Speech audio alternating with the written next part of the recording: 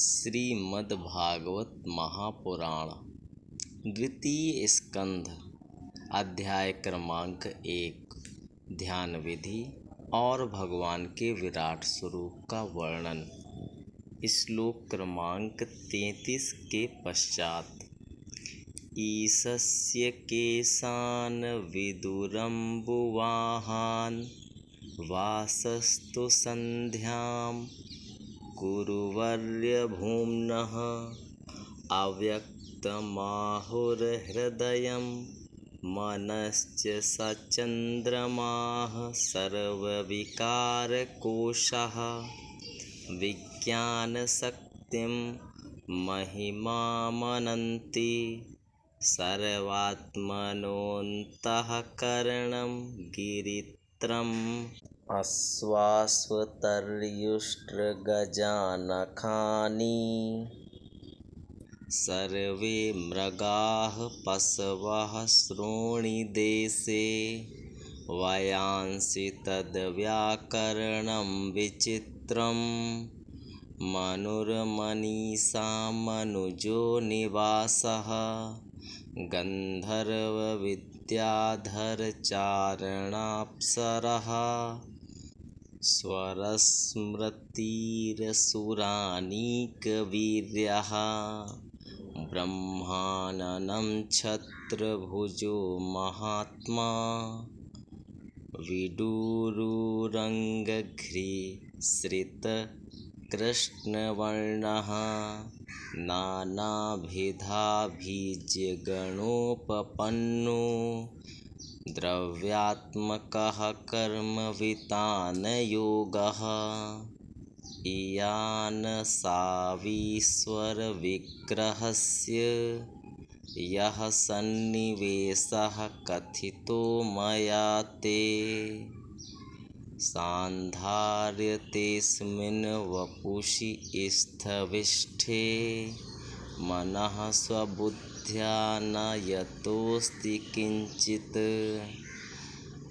ससर्वधिवृत्त्यनुभूत सर्व आत्मा यथा स्वप्नजनेक्षितैकः तं सत्यमानन्दनिधिं भजेत् नान्यत्र सज्जेद् यत आत्मपातः।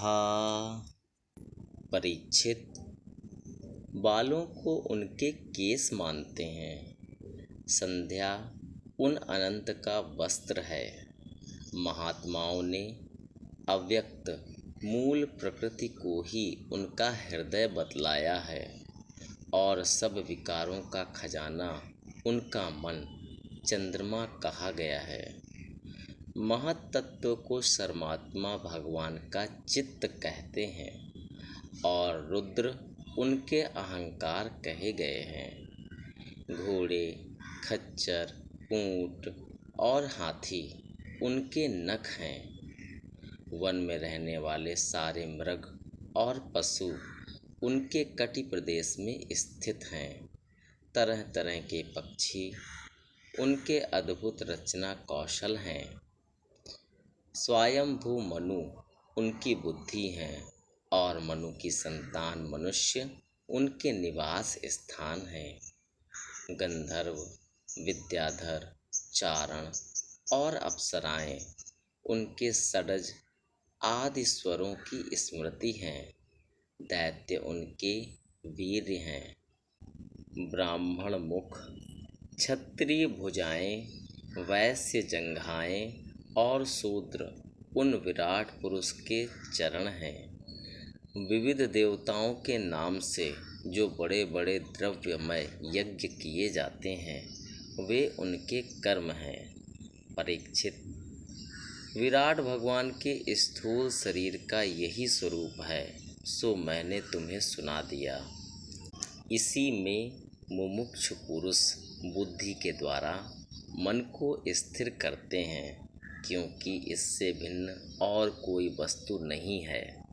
जैसे स्वप्न देखने वाला स्वप्नावस्था में अपने आप को ही विविध पदार्थों के रूप में देखता है, वैसे ही सबकी बुद्धि वृत्तियों के द्वारा सब कुछ अनुभव करने वाला सर्वांतर्यामी परमात्मा भी एक ही है। उन सत्य स्वरूप आनंद निधि भगवान का ही भजन करना चाहिए। अन्य किसी भी वस्तु में आसक्ति नहीं करनी चाहिए, क्योंकि यह आसक्ति जीव के अधःपतन का हेतु है। इति श्रीमद्भागवते महापुराणे पारमहंस्यां संहितायां द्वितीय स्कंधे महापुरुष संस्थान वर्णने प्रथमो अध्यायः।